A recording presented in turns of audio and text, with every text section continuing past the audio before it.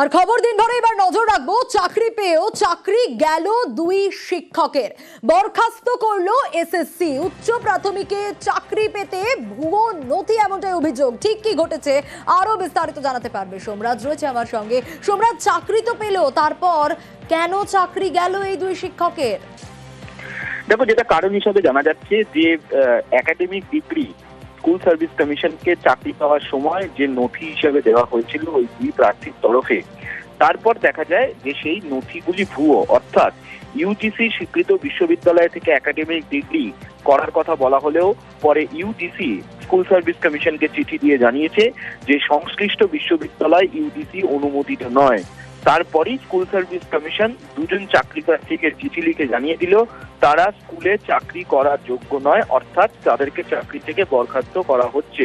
School service commission, তুমি জানো, বর্তমানে উচ্চ প্রাথমিকের শিক্ষক নিয়োগ প্রক্রিয়া করছে কলকাতা হাইকোর্টের নির্দেশে, যে নিয়োগ প্রক্রিয়া একদম শেষ পর্যায়ে।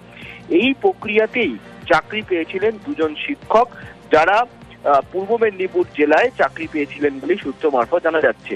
কিন্তু চাকরি পাওয়ার সময় যে ভেরিফিকেশন প্রক্রিয়া হয়, সেই ভেরিফিকেশন প্রক্রিয়ায় তারা যে নথি জমা দিয়েছিলেন এবং তারপর এসএসসি সন্দেহ হওয়ার পর এসএসসি ইউজিসি কে চিঠি লিখে জানতে চায় যে সংশ্লিষ্ট বিশ্ববিদ্যালয়গুলি ইউজিসি স্বীকৃত রয়েছে নাকি। তারপর ইউজিসি থেকে জানিয়ে দেওয়া হয় এসএসসি কে যে না, সংশ্লিষ্ট বিশ্ববিদ্যালয় ইউজিসি অনুমোদিত নয়। তারপরেই দুই শিক্ষকের চাকরি বাতিল করলো স্কুল সার্ভিস কমিশন। সাম্প্রতিক সময় এটা একটা নজিরবিহীন ঘটনা।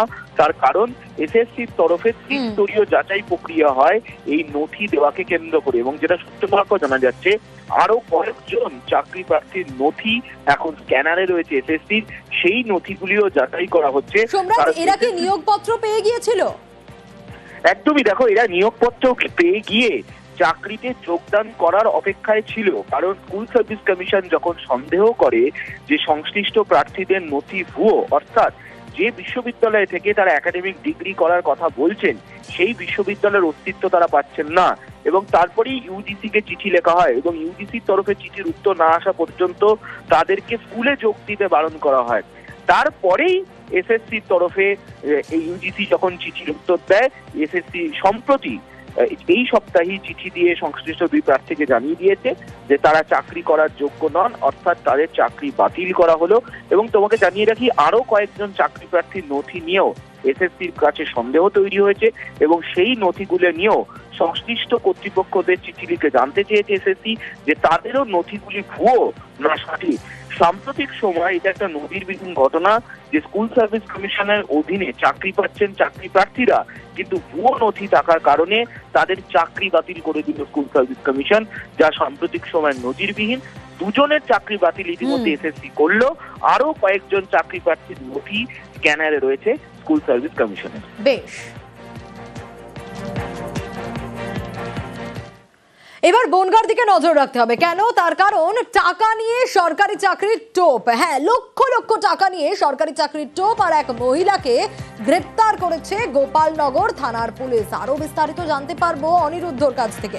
অনিরুদ্ধ, এই মহিলা কিভাবে এই প্রতারণা চক্র চালাতো? শুধু কি এই মহিলা একা না, আরো কেউ ছিল? কিভাবে টোপ দিত? কত লক্ষ টাকা প্রতারণার অভিযোগ? দেখো সোনিয়া, একদমই উত্তর 24 পরগনার গোপালনগর থানায় সাম্প্রতিক একটি অভিযোগ দায়ের হয় এই সোদপুরের ঘোলার বাসিন্দা এই রিঙ্কু মজুমদারের বিরুদ্ধে। অভিযোগকারী সেখানে অভিযোগ করেন যে রিঙ্কু মজুমদার সরকারি চাকরি দেওয়ার নাম করে তার কাছ থেকে 12 লক্ষ টাকা নিয়েছিল, কিন্তু সেই চাকরি তিনি দেননি। পরবর্তীতে গোপালনগর থানায় লিখিত অভিযোগ দায়ের করার পরেই গোপালনগর থানার পুলিশ ঘটনা তদন্ত শুরু করে। গতকাল গোপালনগরের টালিখোলা এলাকা থেকে এই রিঙ্কু মজুমদারকে গ্রেপ্তার করে গোপালনগর থানার পুলিশ, এবং পুলিশ তদন্ত শুরু করেছে যে রিঙ্কু মজুমদার এই ব্যক্তি ছাড়াও আরো কত ব্যক্তির কাছ থেকে এরকম সরকারি চাকরির জন্য টাকা তুলেছেন বা কত পরিমাণে টাকা তুলেছেন সে বিষয়ে তদন্ত করছে গোপালনগর থানার পুলিশ।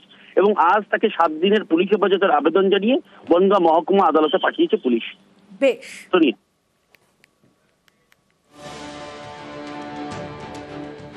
আর দার্জিলিং এ আবারও অগ্নিকাণ্ডের ঘটনা দেখাচ্ছি আপনাদের। লালকুঠি রোডে একটি বাড়ি একেবারে ভস্মীভূত হয়ে গিয়েছে, পুড়ে ছাই হয়ে গিয়েছে বসত বাড়ি। দমকলের একটি ইঞ্জিন ঘটনাস্থলে পৌঁছয় আগুন নিয়ন্ত্রণের জন্য। পার্থ রয়েছে আমার সঙ্গে। পার্থ, কিভাবে এই অগ্নিকাণ্ডের ঘটনা? প্রাথমিকভাবে যেটা মনে করা হচ্ছে, দমকল কর্মী মনে করছে যে শর্ট সার্কিট থেকেই আগুন লেগেছে। কাঠের বাড়ি একেবারে লালকুঠি রোডে রাস্তার ধারে, কিন্তু এবারে কুমার ছেত্রী নামে স্থানীয় বাসিন্দা, তার বাড়িতে কিন্তু এই ভয়াবহ অগ্নিকাণ্ড ঘটে এবং আগুন ধোঁয়া দেখতে পেয়ে স্থানীয় বাসিন্দারা সেখানে ছুটে যায়। তারা আগুন নেভানোর চেষ্টা চালায়।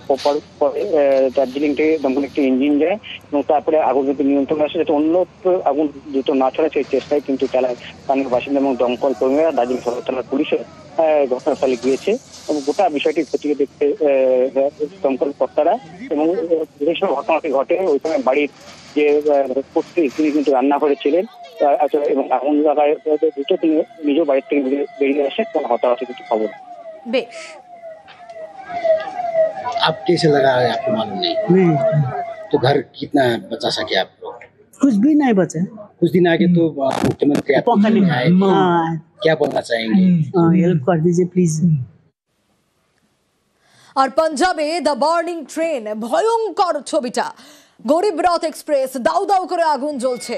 অমৃতসর থেকে সহরসা যাচ্ছিল এই ট্রেনটি। ধোঁয়া বেরোতে দেখেই চালক ট্রেন থামিয়ে দেন আর যাত্রীদের তড়িঘড়ি নামিয়ে আনাতেই রক্ষা পাওয়া সম্ভব হয়েছে। আগুনে ক্ষতিগ্রস্ত ট্রেনের 3টি কোচ, আগুন লাগার কারণ খতিয়ে দেখা হচ্ছে।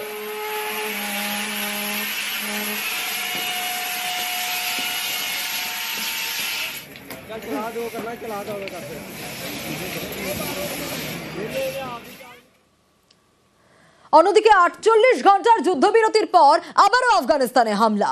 এবার আফগানিস্তানের উপর বড়সড় হামলা পাকিস্তানের। শুক্রবার রাতে আফগানিস্তানের পাকতিকা প্রদেশে আকাশপথে হামলা চালায় পাকিস্তান।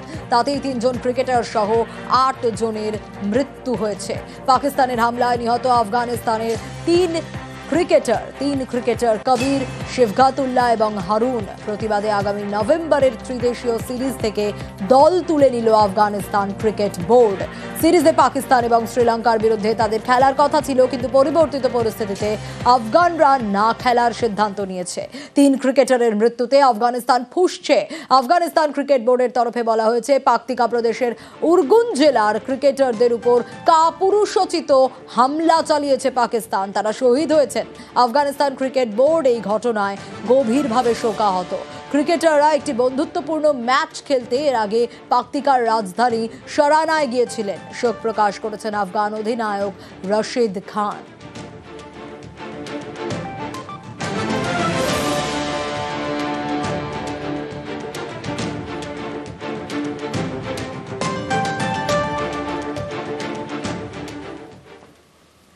নজর রাখবো এবার কাথি হাসপাতালের চিকিৎসকের মৃত্যুতে রহস্য। চিকিৎসার গাফিলতিতে মৃত্যুর অভিযোগ পরিবারের। আর গতকাল তমলুকের নার্সিংহোম থেকে ফিরেই অসুস্থ হয়ে পড়েন তিনি। আর বাড়ি ফিরেই অসুস্থ অ্যানেস্থেটিস্টকে শালিনী দাস, তাকে বাড়ি থেকে বেরোনোর সময় নাকি মেয়ের হাতে কোনো রকম কোনো চ্যানেল ছিল না, কিন্তু তারপর যখন সে বাড়ি ফিরলো তখন দেখা গেল যে মেয়ের হাতে চ্যানেল রয়েছে। একাধিক ধোঁয়াশা।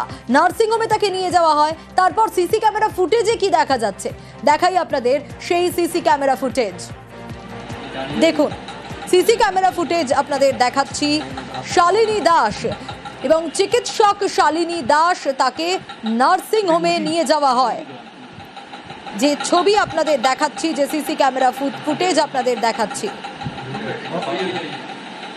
বেরোনোর সময় তার হাতে চ্যানেল ছিল না, কিন্তু বাড়ি ফেরার সময় চিকিৎসকের হাতে চ্যানেল কিভাবে? রহস্য মৃত্যু এবং একাধিক প্রশ্ন উঠছে এই গোটা ঘটনা থেকে। রক্তপাতের ঘটনা এবং রক্তপাতের পরই অসুস্থ চিকিৎসক, তার মায়ের কথাও জানা যাচ্ছে। এবং ময়না তদন্তে কি উঠে আসে? অবশ্যই ময়না তদন্তের সেই রিপোর্টের দিকেই পুলিশের নজর রয়েছে। রক্তপাতের পরই অসুস্থ হয়ে পড়েন শালিনী দাস, তার মাও বলছেন। একাধিক প্রশ্ন উঠছে।